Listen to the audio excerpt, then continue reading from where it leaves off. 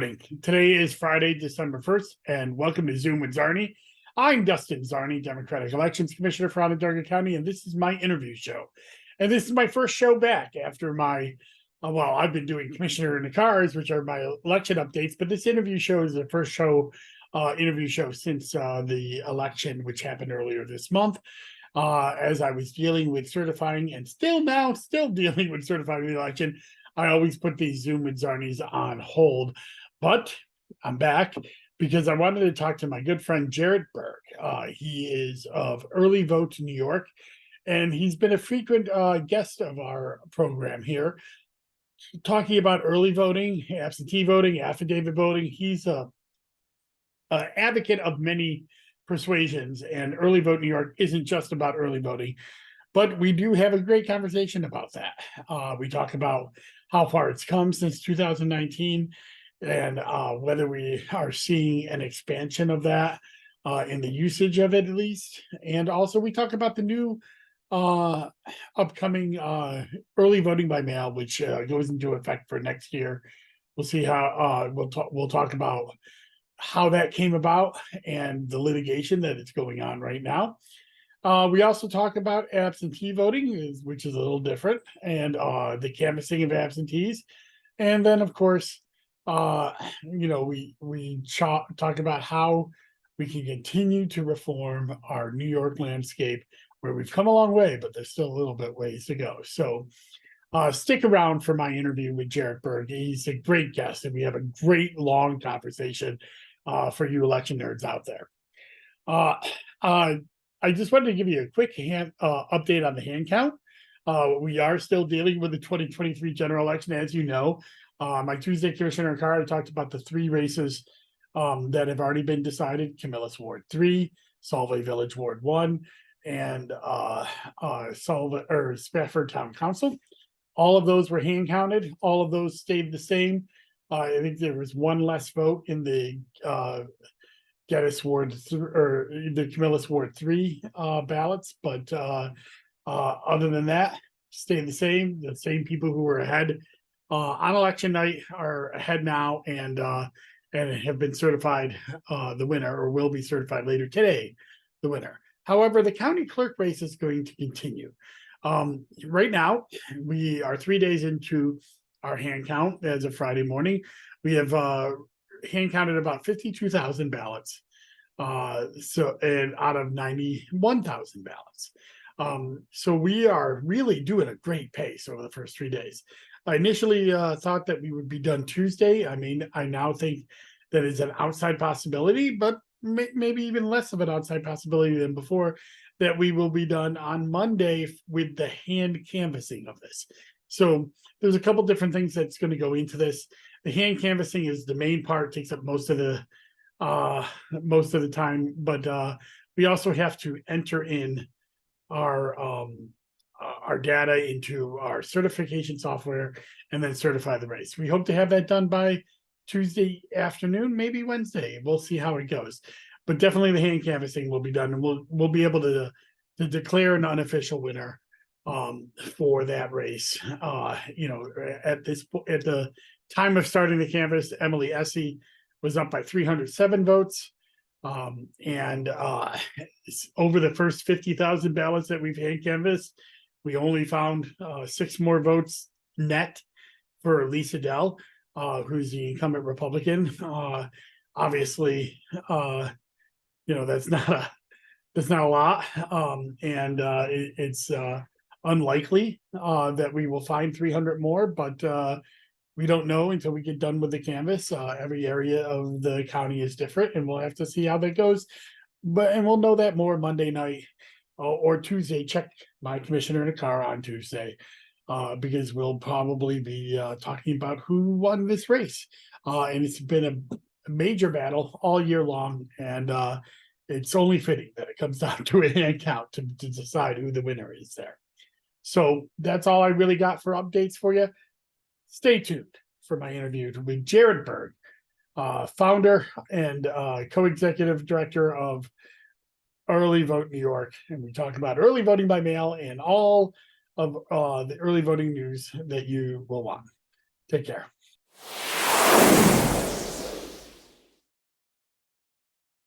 And I'm back, and I'm so happy to have my good friend Jarret Berg of Vote Early New York. Jarret's been on the program, probably one of my more frequent guests, and he's the foremost advocate for early voting and absentee voting and expanding our democracy in New York. Jarret, thanks so much for coming on Zoom with Czarny. Great to be with you, Dustin.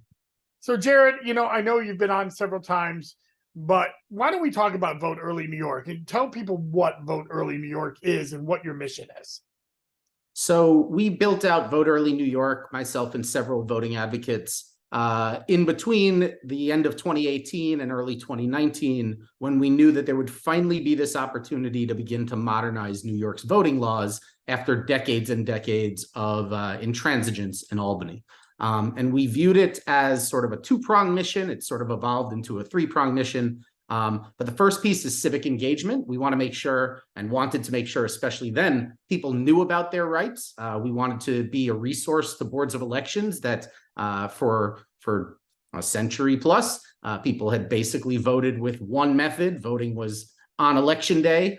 So we wanted to make sure that these new programs were designed in the spirit with which they were intended, that this new access could reach the voters, that voters were aware of their rights, and that boards had good public messaging to make sure voters knew about their new options. And then the second sort of piece was more of a watchdog role, but also to sort of make sure that these changes were effective. We knew that in those first couple of years, whatever program was crafted and put into place would then become the template for the next few years. So we wanted to make sure as many hours of early voting as made sense for the given election event. We wanted to make sure evening and weekend hours were available. We wanted to make sure that this wasn't the tiniest program possible, that in large counties with large populations, that these sites, there were enough sites to reach people. We wanted to make sure they were located in places that made sense in the public interest and not plans that were designed purely to benefit one party or another. And finally, the kicker was a big priority of mine, was to make sure that voters could access any polling site deployed in their county for early voting, which is a major piece of that law. And we're thrilled to say that as of today, every single county in the state outside New York City allows voters to use as many sites as they've deployed. And many counties, even less populous ones, have decided to go above their minimum requirement of having one site, and even those minimum hours, because they recognize it's convenient for voters, including in rural areas where otherwise a voter might have to travel hours to get to that county seat where the early voting site is. We wanted to make sure that this reform and others was effective. Yeah, and you were also instrumental in the expansion of early voting and the Make Voting Easier Act, because counties like Onondaga were refusing to, I wanted to do more, but the Republicans on the county ledge and my co-commissioner refused to do more than the minimum. So we had to raise the minimum. And that's why in Onondaga, we went from 6 to 10 in 2022 and now beyond. And why we saw things like Suffolk County and Nassau County have to greatly increase the number of early voting sites they had, because they were doing just the bare minimum of 15 in Suffolk County of 1 million voters, which was just, unreasonable. So that's why, you've been instrumental in that, and you're instrumental in helping the county. So I want to thank you for that. But let's talk about this. Like, how do you think early voting went this year in 2023, a local year, very low turnout? What are you hearing back? I know the official data is not out yet, but what are you hearing back from from the people? Do you think people are using it more of a percentage of the vote than what we've seen in the past?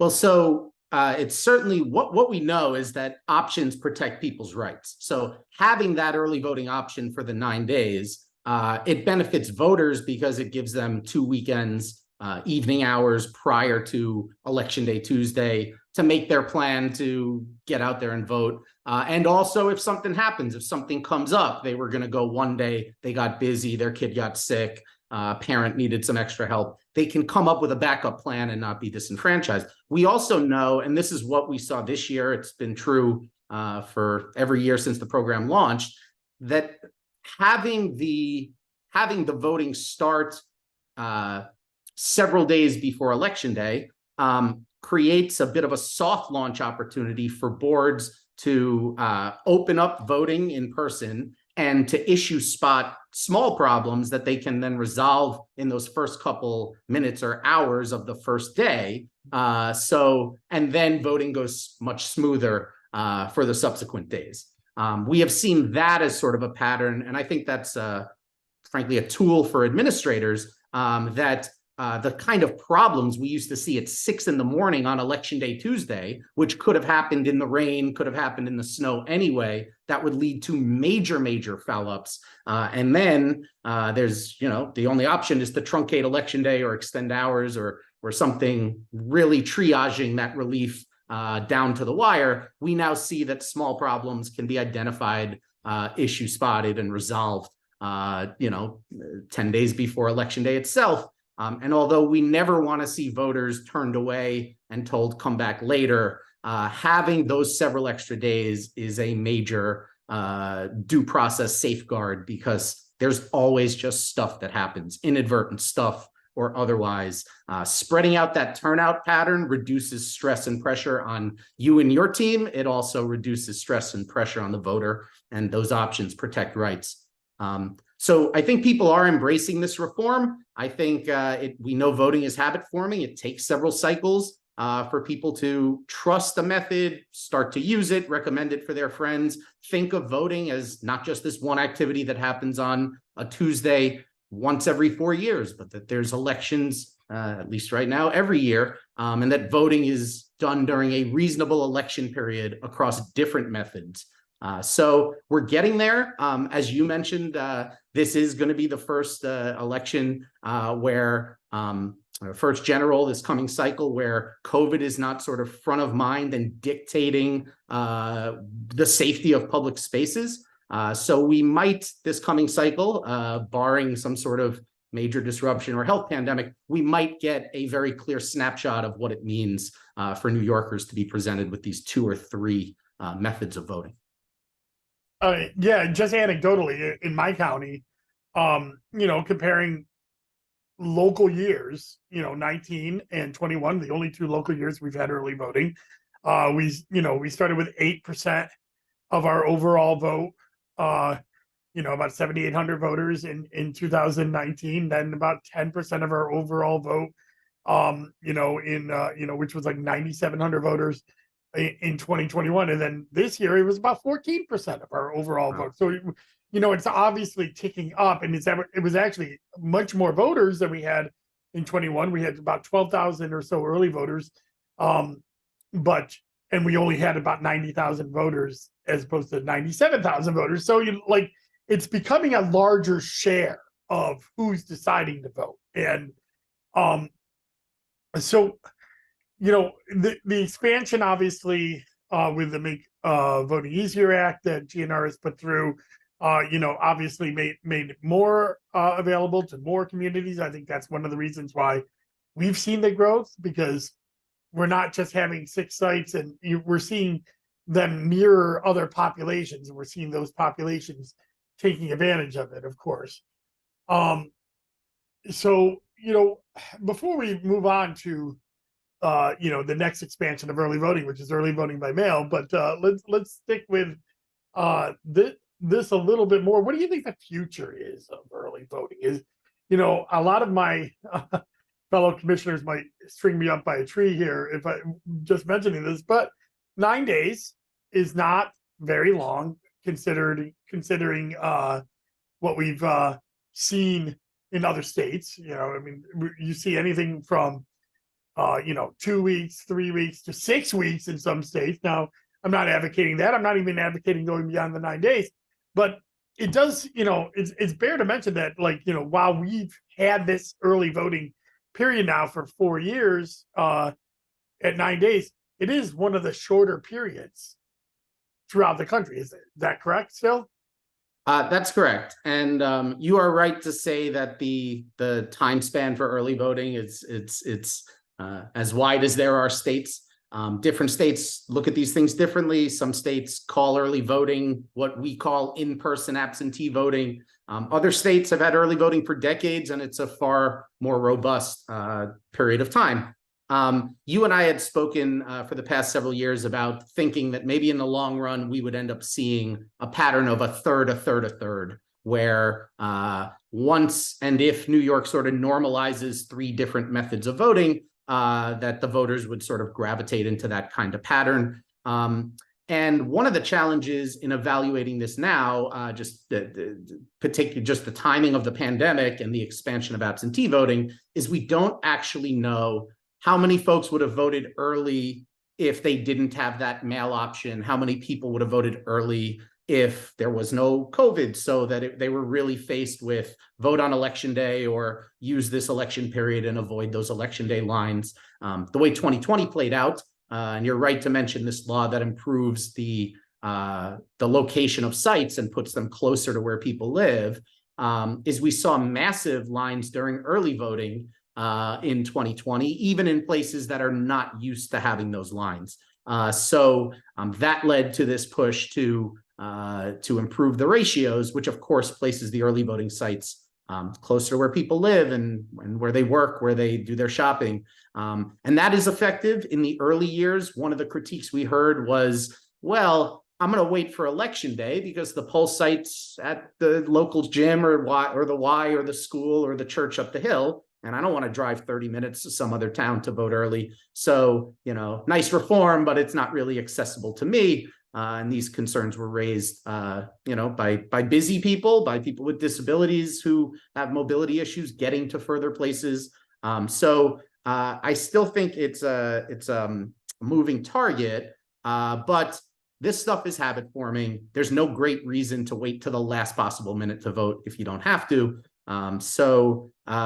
We certainly, it's music to my ears that people are embracing this reform, but it's really hard to gauge how many people are choosing to vote absentee versus early during the pandemic, after the pandemic. And just to mention it, we've seen these voting methods polarized, in a way that, at least in my professional life, I had never seen a national candidate write off an entire voting method as suspect. And the ripple effect that's had, it's obviously bad for little d democracy, that we start, the blues vote one way and reds vote another way. And then that creates this, sort of gamesmanship and zero-sum garbage that then plays out. But it stymies the natural growth of early voting, because as this thing becomes more comfortable for people, there's no great reason why people of one political stripes or another would use a given voting method. That's never made sense to me. It hasn't been a successful electoral strategy, but it certainly stymied the adoption and the trust of these methods. Yeah, I mean, I'm glad you mentioned that, because I noticed that too in my numbers this year. I expected more Republican participation in early voting, because they seem to have turned the corner on this, on their rhetoric.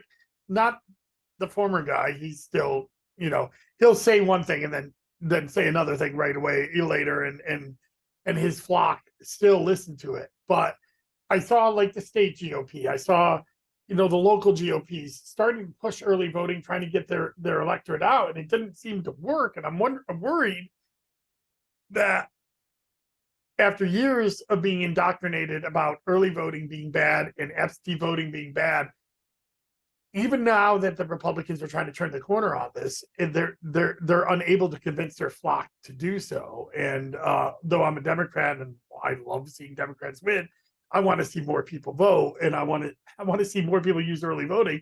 And that's what scares me, is that even now that they've started to turn the corner on their rhetoric, though they're in court on absentee voting, and we'll talk about that in a little bit, because their rhetoric is one thing, but their lawyers' fees are another. But it's at least on early voting, they seem to have turned their rhetorical corner, and they're not legal, litigating this as much, but it doesn't seem like their base or even their average Republican voter are embracing this.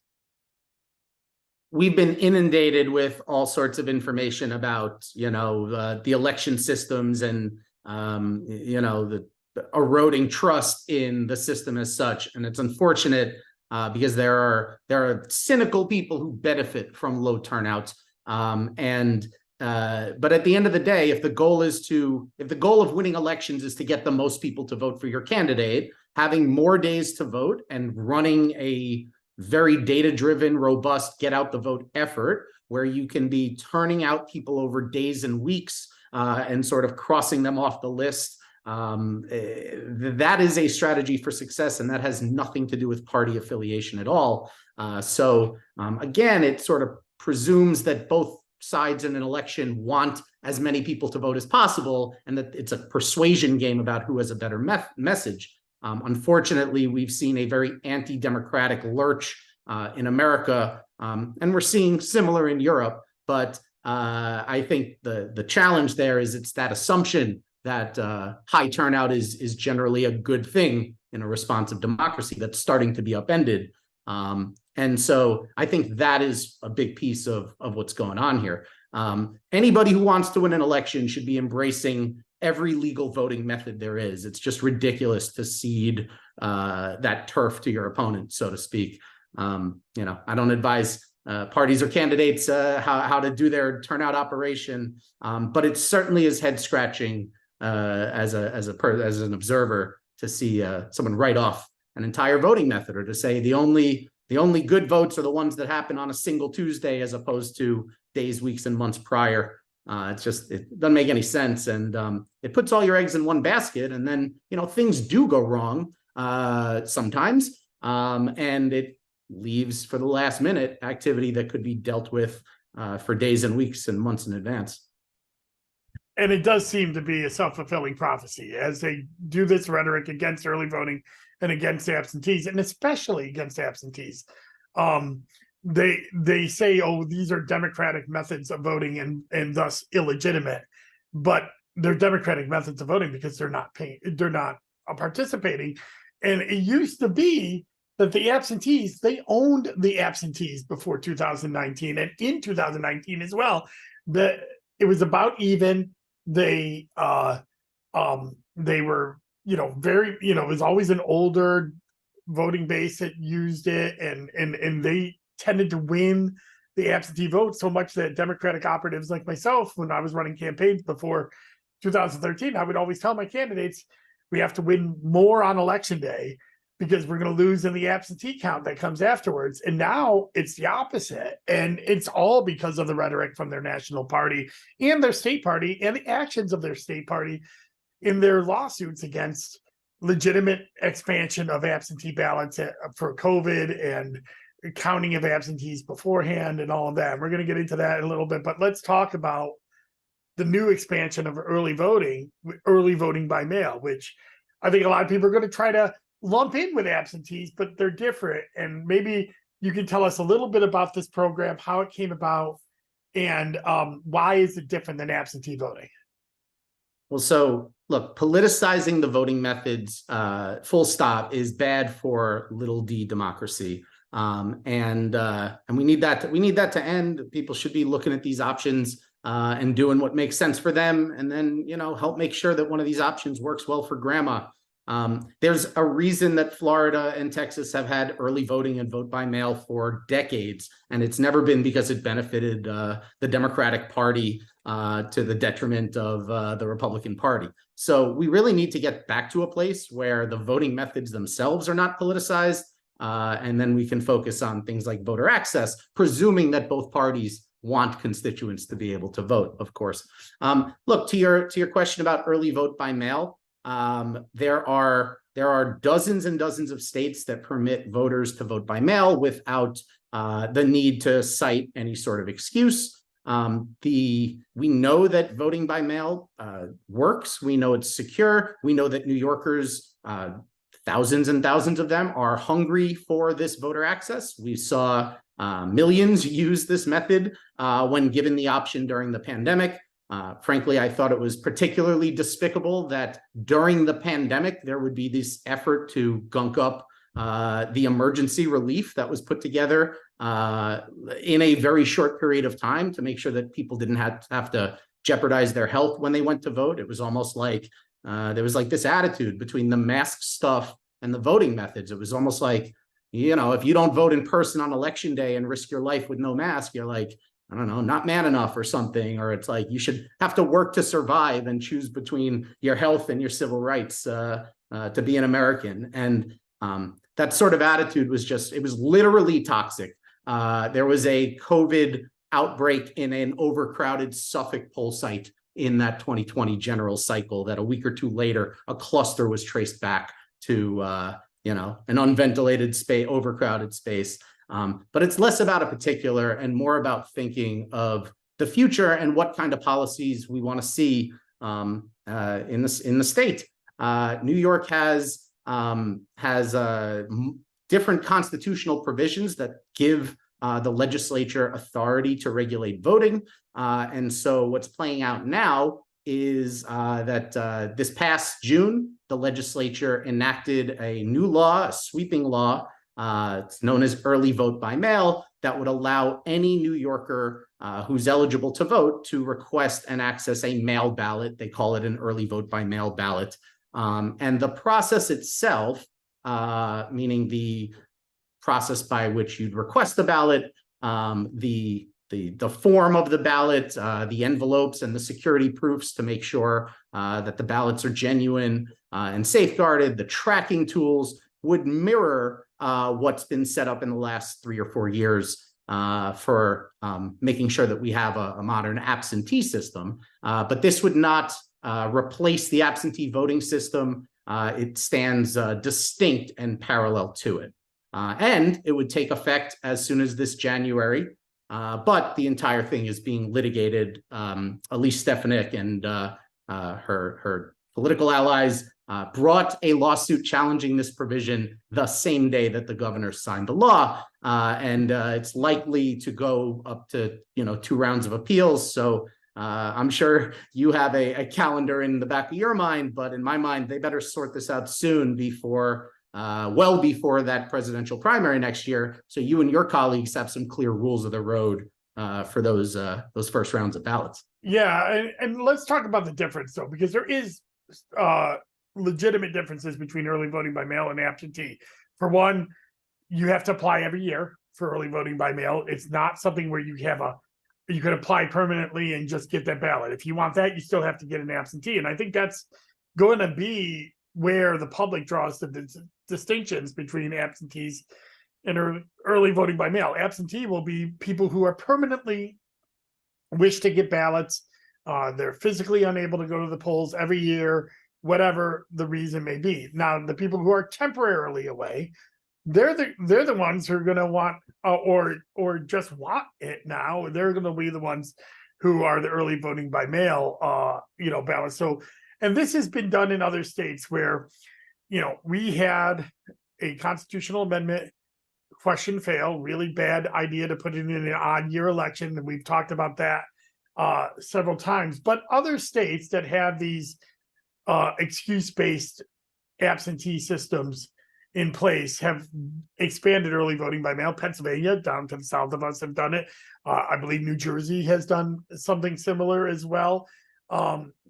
So, and maybe Massachusetts, but it seems to be there is legitimate, this is legitimately worked in other states and has been tried in the courts in other states and failed. But yet, again, here is an example where the GOP rhetoric seems to have changed, where they're saying, oh, we're going to embrace voting by mail. We're going to win those votes again.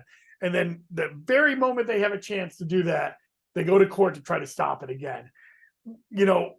What do you think is our, what do you think? I know you say a couple rounds of appeals, but what do you think the legal, I'm not asking you to guess what the judges are going to do, but I will note that is this early? Yeah, the early voting by mail litigation also came under the no forum shopping bill. It was like signed at the same time, so it forced them to go to a larger court, not go forum shopping like they've done in other litigation. Where do you think it stands, and when do you think we'll at least get the first ruling, as opposed to, the appeals might go on a little bit longer, but when do you think we're going to hear about a ruling here on this early voting by mail? Because this was way back in October that this started. So what do you think? So look, I think just right off the bat, the tactic being employed by the New York GOP is deeply cynical and selective. And that's indisputable, because as they intend and attempt to depress the turnout in blue-leaning New York and confuse voters who have been, thousands of whom have voted this way now for years, or who have voted by a mail ballot during COVID. They're not doing this same tactic elsewhere. The GOP has like this glitzy, well-funded national program where they're talking about, getting their voters to vote by mail, banking votes, starting to use language that shows that they recognize that this is a legitimate way to vote, and it's a good electoral strategy to lean into these sort of things.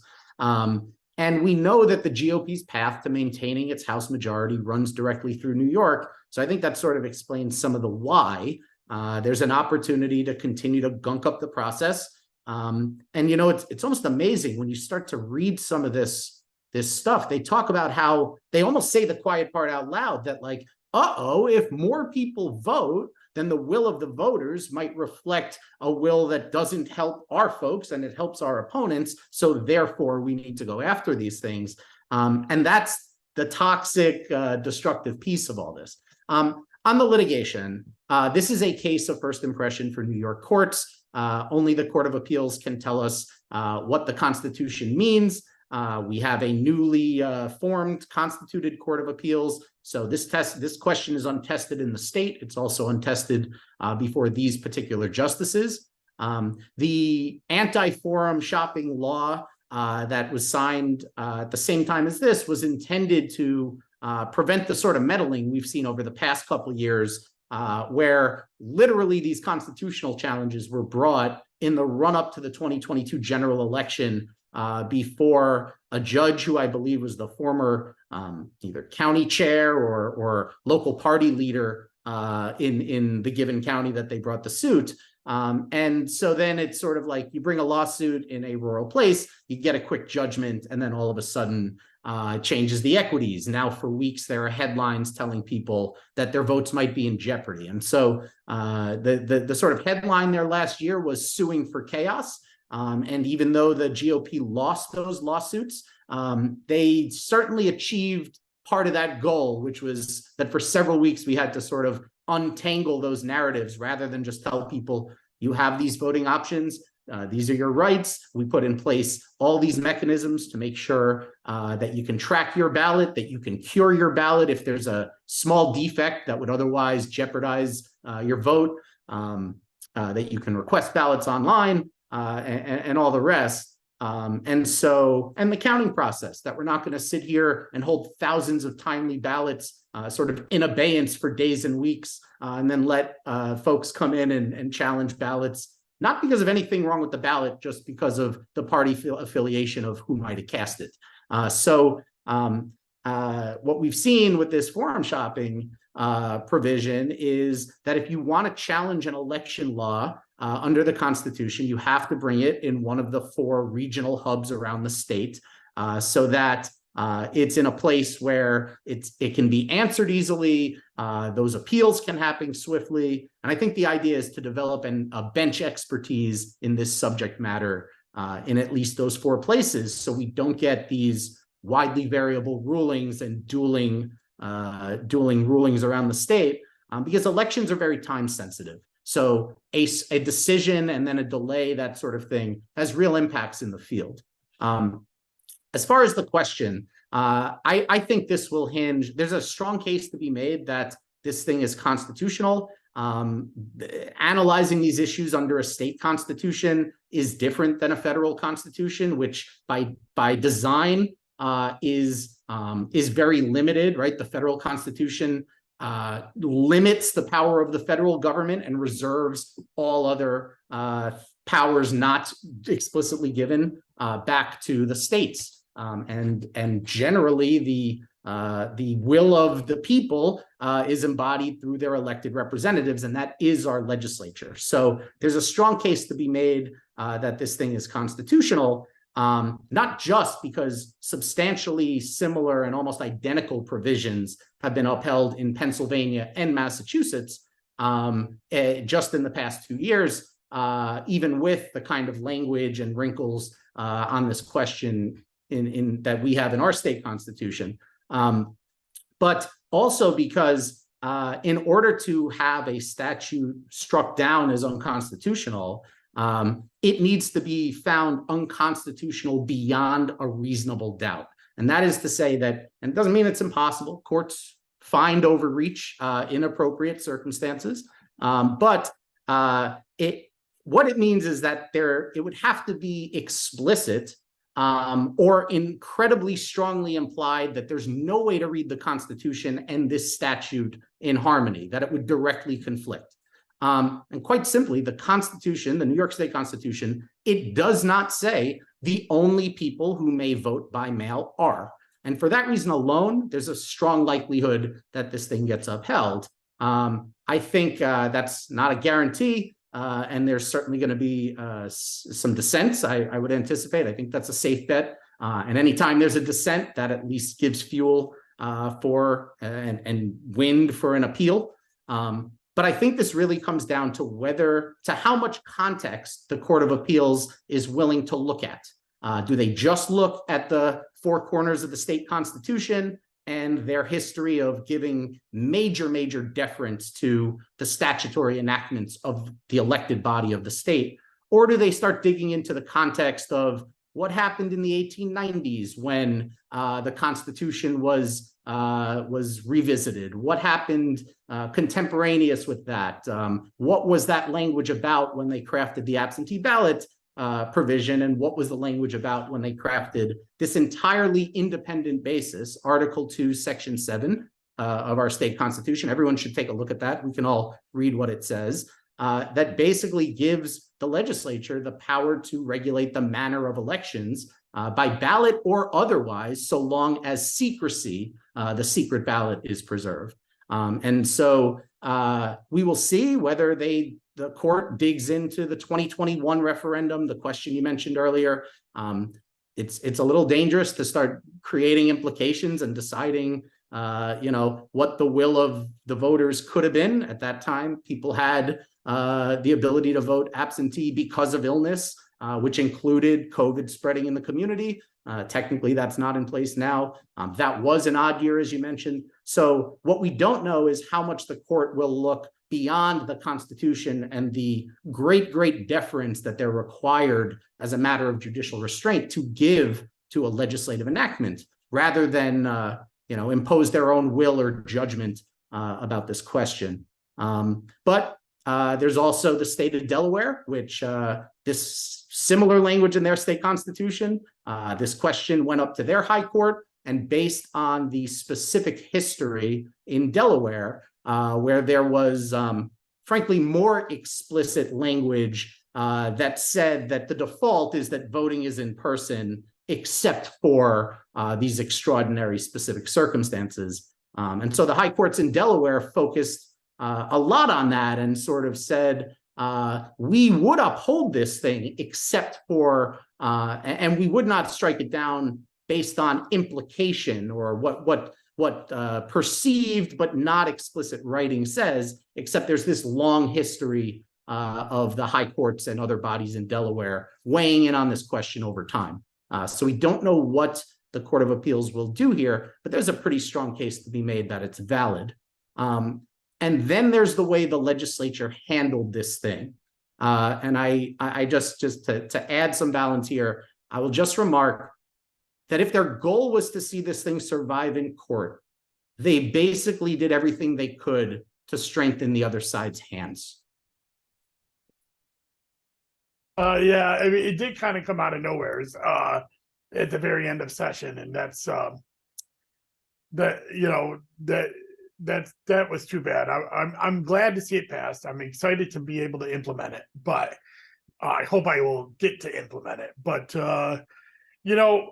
and I should mention, I'm not just asking some guy to give me legal opinion. You are a lawyer. You've been involved in these cases, writing briefs, supporting briefs on many of these different cases, and you talked about the causing chaos lawsuit from last year, but like the zombie that it is back, and we are in court on that, and they were able to, and this is regarding the pre-canvassing of absentees, which allowed New York not to be the last state in the union to certify their elections, because now we count absentees as they come in, and stopped a lot of the ridiculous objections that were happening.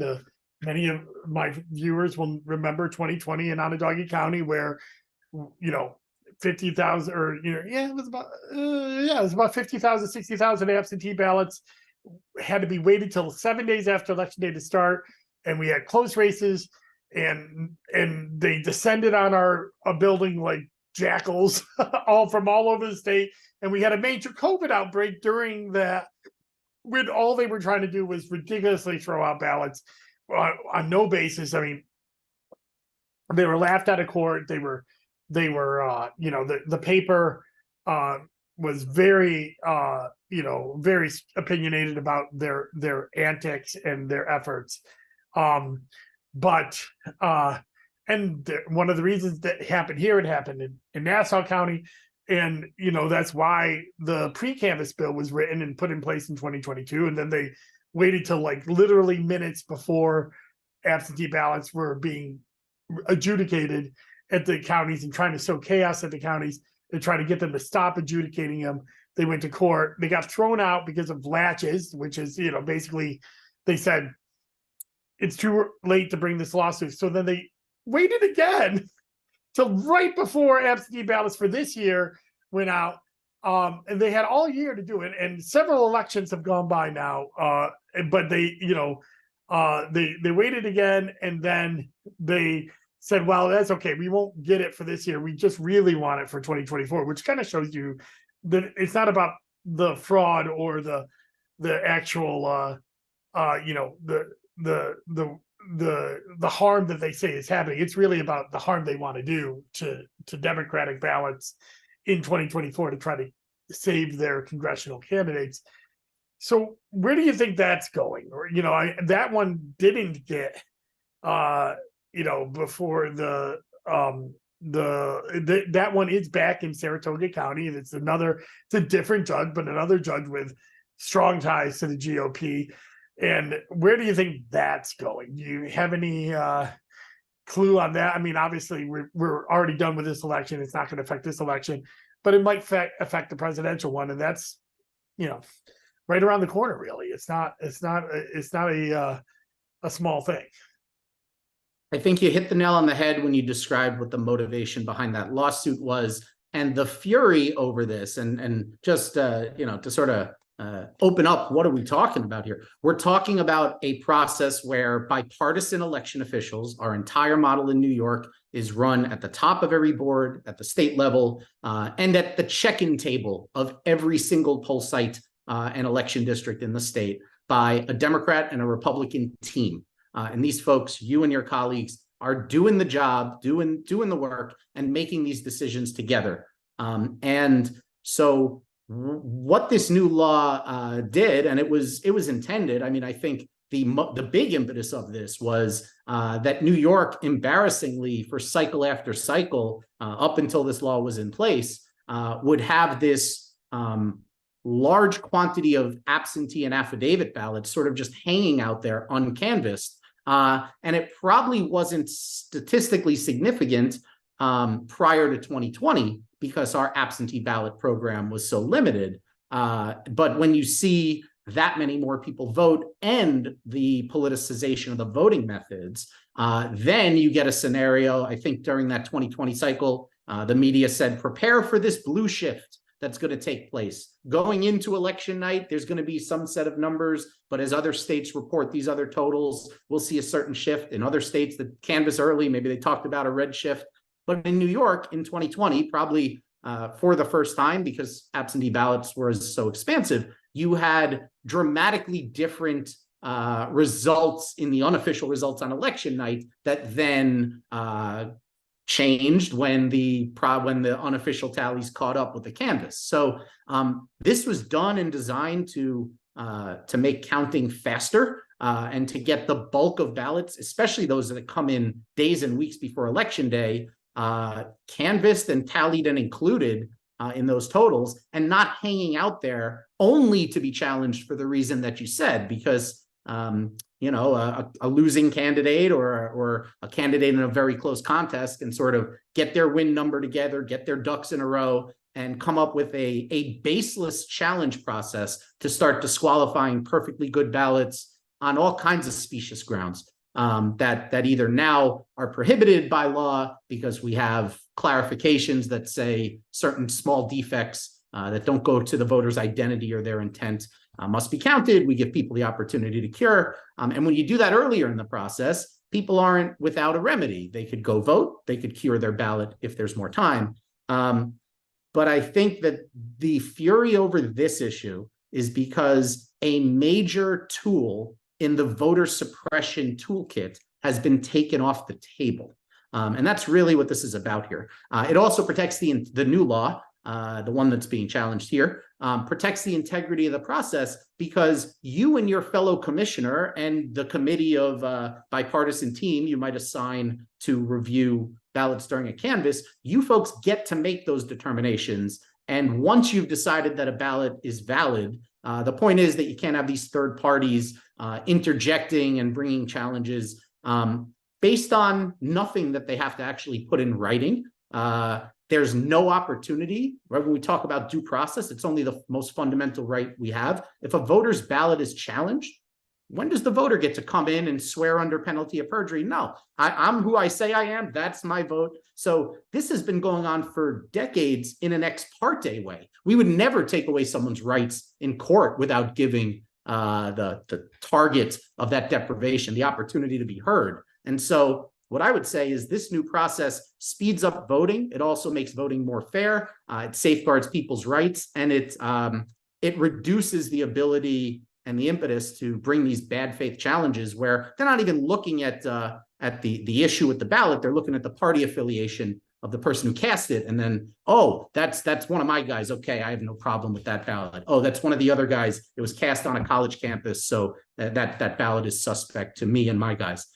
It's just a disgusting way to run elections. We already have bipartisan control of our boards of elections. There are people who dispute the brilliance of that system, but that's the system we have. And what that means is that a Democrat and a Republican at the top of each board and right there at the check-in table are in control of this process the entire way. Yeah, and I got to tell you, I know there are going to be some Republican commissioners that joined this lawsuit, whatever. I know privately, a lot of the Republican commissioners that we talk to love this new canvass law because you know why? We get done with our election quicker, except when we have a hand count, which is like what's going on here. We'll talk about that too. But but again, the hand count would happen no matter what. So if we had an extensive absentee counting period after the election and then a hand count after that, we would be here till January.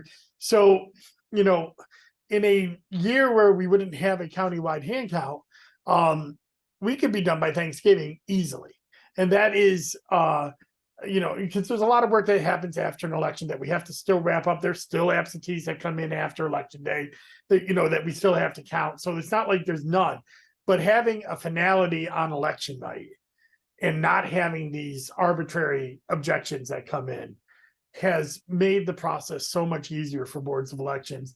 Even though there's a little bit upfront work with doing the canvassing before election day, it's not, we're not under attack. We're not, besieged by these thousands of people coming in. And also the objections are just, it's very clear now what is a proper objection. And the boards of elections do that and then we cure a ballot. We give the opportunity to the voter to be able to say, no, I meant to not seal that. I meant to, oh, I forgot to sign it. I was having a bad day that day, or I had a bad signature that day. And here's my affirmation saying I am who I am, and I sent it in. So the validity of the voters is not in question. It's the hyper technical rules that we have in place, and that now we have ability to solve that. And that's but then again, we would be done with Thanksgiving, but we're in Onondaga County. It's our second year in a row of a 90,000 plus hand count, and that's extending our post-election time a little bit. Well, I will, having spoken to a colleague or two of yours about the opportunity to cure thing, I've heard that among the most heartbreaking is when spouses inadvertently sign each other's outer envelopes, that sort of thing, because there might be a barcode on there, but they're not necessarily looking at that.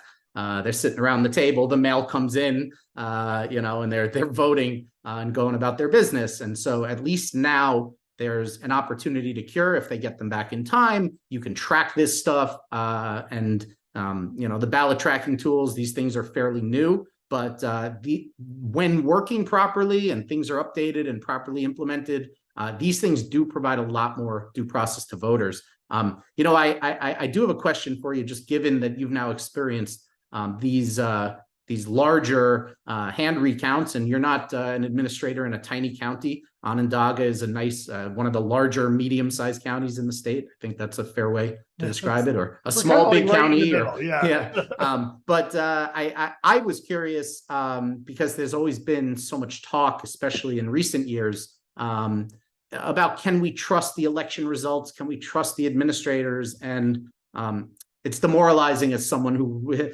lives and breathes democracy and wants people to participate, that, we see people feeling like we always had that, oh, my vote doesn't matter. But now it's like, oh, well, the books are cooked, that sort of nonsense. And but these recount laws, they certainly create more work. And I'm sure it's frustrating that you and your team are still at that. And yet, I wonder if you could just remark on what you've seen now that New York has this close recount law. Are you seeing that the scanners that you have in place fairly reflect what you see when you see a hand count, or have elections been overturned? Are you finding out that results that went one way were massively messed up or something? Just curious what you're seeing in Onondaga. I think what the hand count is doing is affirming that the scanners are pretty accurate. And that's good. And if that's good. All it does, that's a good thing. In today's modern, election denial, period that we're living in, having this thing in place to affirm that the close races are accurately counted, that's good. And it's worth the effort. I like the hand count bill. I was a proponent of something expanding hand counts statewide for many years, because many years I had close elections and people would say, well, how do I get a recount? And I'll be like, well, you can't, or you got to go to court, and the courts are going to tell you no, because they've already told everybody no, because there's no reason to do it. So I'm glad that we do it. But like for last year, it was needed. John Mannion's race for State Senate District 50 against Rebecca Shuroff, he ended election night 23 votes ahead out of 130,000 votes cast. But that being said, by the end of the hand count, his lead was 10. So did it move? Yes. Did it move a lot? No. And in that race, in a race like that, that's so hyper close, you absolutely want this hand count, because you really can see how, the voters have, enacted it, how the machines are acting. But like this year, we're only one day at the time of taping this, we're only one day into the hand count. And we're doing, sorry, I'm tired because of it. But we're doing a hand count for the county clerk's race. And by law, we're supposed to do it. And I'm fine, we're going to do it, and it's going to be great. But 300 votes separate them out of 90,000 votes. And the likelihood that 300 votes are going to switch in a hand count, we're seeing all across the state that we're not seeing that many votes switch. So I would love us to have a modification to the rule that either for large races, it slides down a little bit. So it's like 0.25% for races over 50,000 voters, or allow what Florida allows. And I know it's Florida, but they have some good laws. And this is one of them, because it came in the wake of 2020 or the 2000 elections, where they standardized their hand counts after the election. And they basically said that any race within 0.25% is a hand count. Any race between 0.25 to 0.5 is a separate run of the scanners. And just to make sure that you're getting an accurate count, that nothing majorly wrong happened. I would rather that, and then we could have, you wouldn't have the same scanners that do your voting machine. You would have this opportunity across the state. So some vendor would come in and provide this service. And for the races that really aren't close enough, they're really not going to change, but we just want to make sure nothing terribly went wrong with the machines. But that being said, the tale of the hand counts really have been across the state is just how accurate our scanning machines are. Even the older ones, the Dominion ImageCast that we have, which was 20 years old, there weren't that many changes. And so far, knock on wood, the clear kit ballot ones that we have this year have been remarkably accurate. We've only had like 2 ballots change out of the first 13,000 that we cast. That's amazing. And the ones that change, you can see why the scanner didn't pick it up. Either they put a very light little stray mark into or a check mark that is just not, or they missed the bubble altogether, and that's one thing. Or if a ballot gets thrown out, it's because they're writing on the ballot intentional messages, which, is frustrating because, it says right on there not to do that. And people think they're being funny, but what they don't realize is that they're going to get their whole vote thrown out when they do that kind of stuff. Not just one race. They may write something, I think last year, the funniest one was the oops ballot, where somebody crossed out and wrote oops on the ballot because it was like an absentee. And we had to throw that whole ballot out, even though it wasn't on the race that we were counting. But because the message is on there, that's the law. So, and that's because it's identifying, right? They've now vitiated the secret ballot, so to speak, because they've identified which ballot was theirs. And there's a good reason for that. I mean, it came from the Tammany Hall days of like when union and business bosses would be paying their workers to go vote, and you would show proof. They wanted proof. That they voted the right way. Yeah. You would write a message or a symbol on the ballot, and so then they would be like, okay, and give you the or sign your ballot, and and then give you $5. And back then that was a lot of money. So so that reform that came out of the Tammany Hall era of New York government, I understand why it's there, and I think it's important. But what message I would give to voters is, don't do that. Don't write on the ballot. You don't write have to on the sign ballot it. beyond you. Don't put a message on there. You're not being funny. You're just canceling your own vote. So I was thinking about just the optics of a state having a close contest recount law is so incredibly important, given the sort of erosion of trust in institutions. It had to be a deeply unsatisfying answer for whoever said to you, whether it was a candidate or just a door knocker after a hard fought campaign. Hey, we have some questions. Can we get a recount? And people don't really understand. Like, is 100 votes a lot or a little? Well, it depends on the size of the size of the district, size of turnout. When you think back to New York 22, the Brindisi-Tenney race, it was maybe 113 votes out of 300,000 cast. There was no recount law in place at that time. And so I think what they have now in New York is if there's 1 million ballots cast, it's like a governor's race, then the margin has to be 5,000 or more, I believe, something like that. So we can, right, 5,000 or less, the margin for there to be a recount. So I could see where you and your colleagues over time could optimize what is really a close contest given the size of the races. But it's certainly useful that there is a provision like this for those incredibly close contentious contest for the good of the system. There's also a recanvass process. We don't need to dig too deep into that, but that exists too, and it's important as a safeguard. When I read that provision, I think about how that sort of heat of the moment of election night to get the results in, but then at some point several days later, someone is going back and checking the math. Is that a fair characterization? That's fair. And then there's also the 3% audit hand count that we do on every ballot and every race. The 3% of the ballots are just hand counted for every race, just to make sure that there was nothing majorly wrong with the machines, and that could be elevated to 5% if we needed to. We haven't had to with the new system. We have in the old system a couple of times, just because there was something wonky in what we got, and that's a random thing. So there's so many double checks, and the hand count on top of that. I've always felt like we've certified the winner every election that I've worked. I've never really gone out of an election saying, gee, I really don't know who won that election, but I've seen it in the past. Now with paper ballots and hand counts and 3% audits, I feel very confident whenever I get to close this election, it will be the right it'll be the right person who wins. And so the extra time is a little frustrating. It's frustrating for families and all of that too. I used to go on vacation around Thanksgiving. I can't do that now because I know that we're going to have this, but that's okay. It's a small thing, a small price to pay. We're going to adjust. We're going to go later on. So it's I think we'll see how this plays out, but I know the state board is getting great data from the county boards about what is a close contest and what race, how things are moving.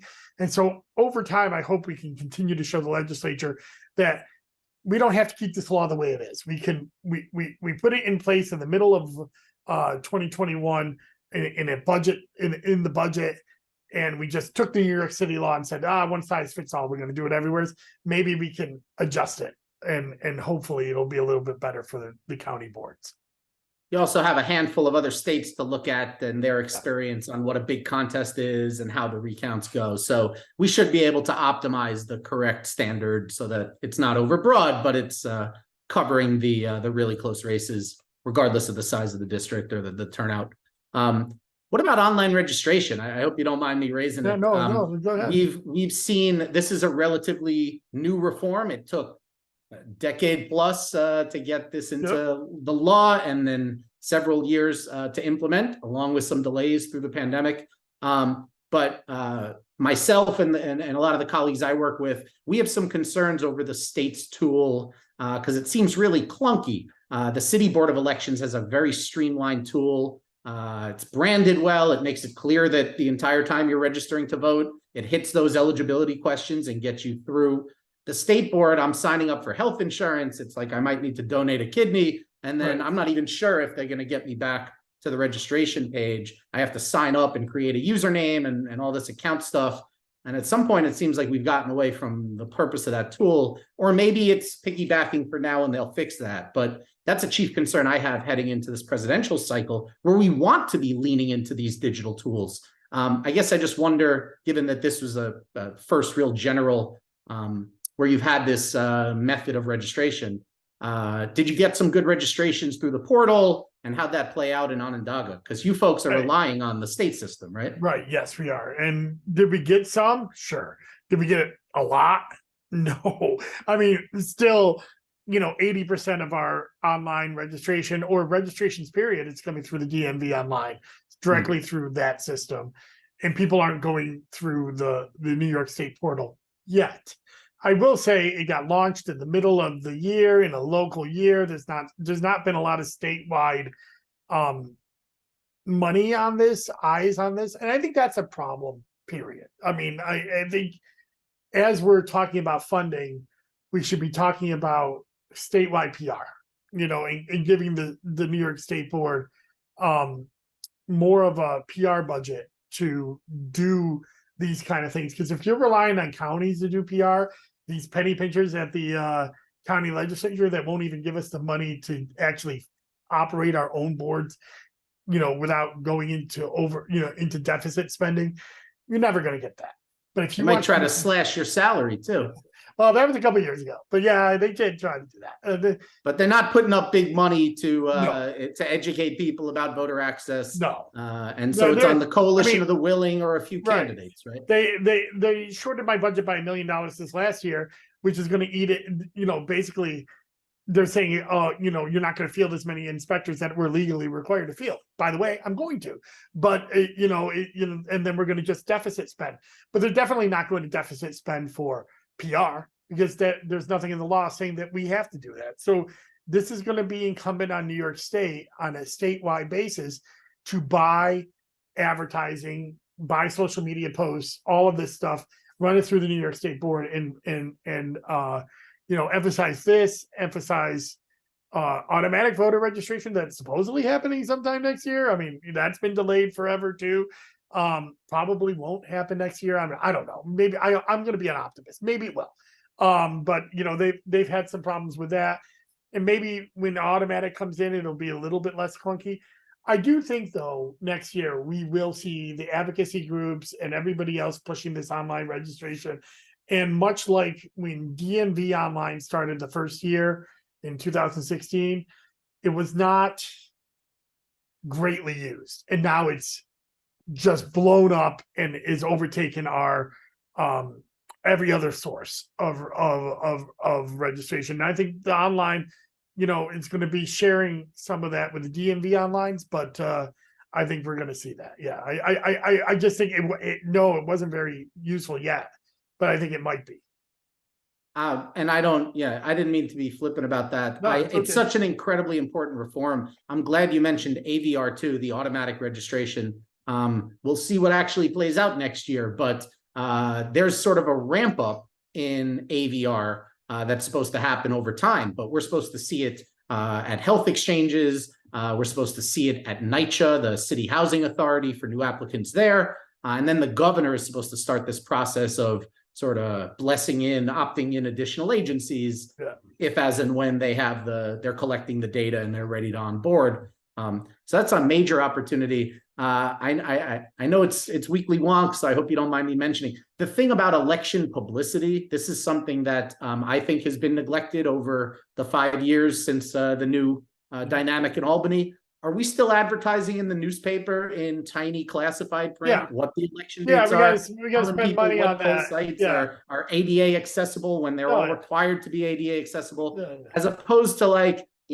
social media or other forms of telling people what their rights are, what their voting options are. So, we've made a ton of progress as a state, but there are small and big things that we should be looking at just to clean this stuff up and modernize the system. Well, that's one that I have my eye on too. Yeah, the classified ads are a remnant of a different media environment, and also, though, there's a very powerful newspaper lobby that is very much against changing that. In fact, even when we were able to get the candidate addresses out of there, they didn't like that because it made the ad smaller, and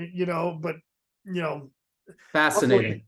Luckily, the legislators who are candidates didn't want their addresses in the paper, so they were able to get that out of there. But while we're getting kind of towards it, we're well over what we normally do here, which is fine because I always love talking to you. But I think we got to wrap it up soon. But I always like to wrap it up with my favorite question: is what haven't we talked about? What's the last thing you want voters to remember, or you want to bring up before we end this conversation?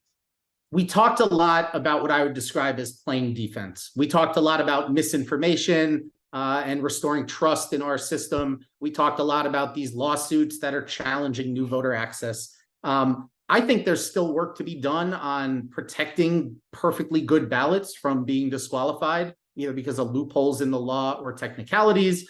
And we need access to data to fully understand what people are doing, what voting behaviors are working, and what stuff really hasn't clicked yet. But just looking at the numbers out of New York City this year on the absentee ballots, which it's an odd year, that new legislation isn't even in place yet. But it seems like 10% of the ballots that were turned in were found to be invalid initially, and then some subset of those are sent out for opportunity to cure, and then some subset of those are returned. So I'm really interested in that 10%, right? Perhaps a few individuals who shouldn't be voting play that game, but we know that the vast majority of the people in that 10% are probably legitimate registered voters who are just trying to exercise their rights. And so I'd really like to see why these ballots are being disqualified. What are the major buckets? Where is it just a usability thing? Are people, not understanding the instructions? Are there things that can be moved around? Are there other technical things, small changes that could be made to make sure that those count, that people can cure their ballots in a timely way? So I'm, as usual, focused on where the good votes, the legitimate votes are going to die, where people's rights are going to die, and to see how do we make sure there's due process in place to protect this most fundamental of rights. Well, Jarret, thanks you again. That is obviously, there's always an undiscovered country that we have to go after until every vote counts for real. There's always rooms for improvement. So I think you're right. I do think we've made a lot of major changes. Some of those major changes are yet to be implemented, so we're going to have to see how that goes as well. But I do think that there are some more hyper-technical changes that we can make. Though I do think we've gone along. We're not worst to first, like Senator Myrie likes to talk about. But we've come a long way, undeniably. Undeniably, and you and your colleagues have soldiered through massive change in an incredibly short and scary period of time. Yeah. So thanks for your work. I probably don't get to say that enough publicly. Well, thank you. And thank you for coming back on Zoom and Czarny. And I hope to see you again soon. Good to be with you, Dustin. Thanks. Bye-bye. And that was my interview with Jarret Berg of Early Vote New York. So I hope you found that as interesting as I had. I always love talking to him. He's an incredible advocate. He's helped me out personally and professionally, and helped the voters of New York out as well. So I'm really happy that he was able to, join me on the program once again. Now, coming up this weekend, I plan to do a weekly walk.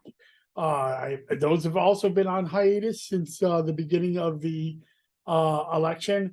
But this weekly walk will be a little different. It's not going to be data heavy because we're still waiting to certify the election. And once the election is certified, then and only then can I really talk about why and how this election proceeded. So, but this weekly wonk will be a little bit about the missing stories from the 2023 election. There's a lot of stories that I've kind of collected that, the papers don't really talk about, but I think tell a tale of what an interesting election this was in 2023. So check that out. And then Tuesday, Commissioner in the Car. It'll be how we are doing in the county clerk race and who the winner is. And then Zoom and Czarny will return next week with Perry Grossman of the New York Civil Liberties Union. So stay tuned for that. Thank you very much. And remember, you can always go to DustinCzarny.com and subscribe. You will get an email notification anytime I post anything, any content or election-related news. So check it out. You can also find me on Facebook, Twitter, Instagram, TikTok, YouTube. I'm all over the place. I don't LinkedIn. If you or Threads, I do Threads now too. If you want to find me, you'll be able to find me. Just look for Dustin Czarny. And I hope to connect with you in the new year as we get ready for the major presidential election in 2024. Take care. Bye-bye.